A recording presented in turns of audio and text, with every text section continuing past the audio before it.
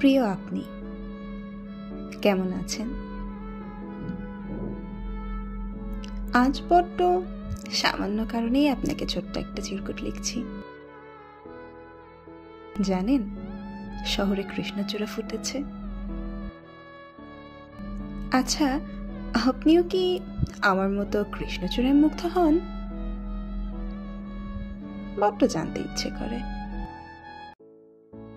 কৃষ্ণচূড়ার সৌন্দর্য আমাকে বেশ মুগ্ধ করে। প্রেমে পড়ে যাই বারংবার। কি তা শুনে আমার উপর বেশ অভিমান হচ্ছে?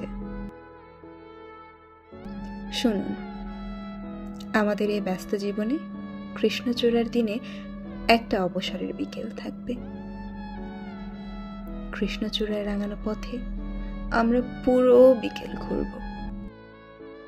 হুট করে যদি বায়না করে বসেন এক ফালি কৃষ্ণচূড়ার জন্য, আমি সুবোধ বালিকার মতো অমনি হাসি মুখে আপনার ইচ্ছে পূরণ করব। সেই দিনটি হবে ইচ্ছে পূরণের দিন। এক ফালি কৃষ্ণচূড়ায় হেঁটে চলা দিগন্ত পথে ভালোবাসি না বলেও বলা হয়ে যাবে।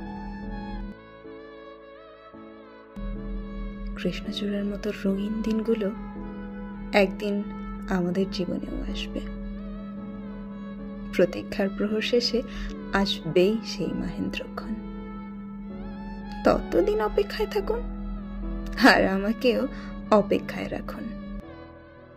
একা একাই না হয় উপভোগ করুন বৃষ্টি স্নাত কৃষ্ণচূড়া সন্ধ্যা।